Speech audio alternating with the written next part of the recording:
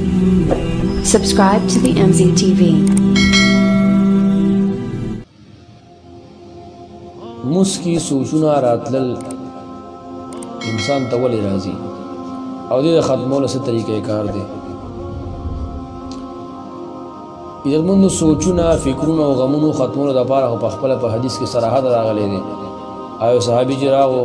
نبی صلی الله علیه وسلم ته ویل د خپل ژوندۍ درې مېسا تاسو باندې درود ویم وای خو که زیات ته کو خبري وای جی نیمه ژوندۍ به تاسو باندې درود مطلب نیم وخت نیم ورځ وای سیده خو که زیات ته تعالی لپاره بنورم خي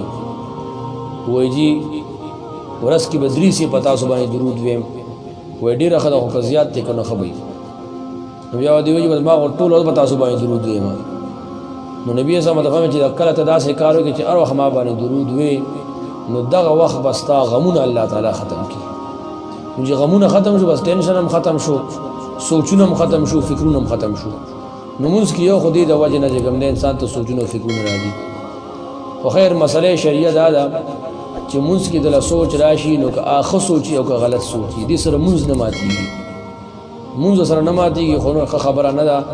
چې انسان د کست ځان ته سوچ راولي خو کرالو د خطا نه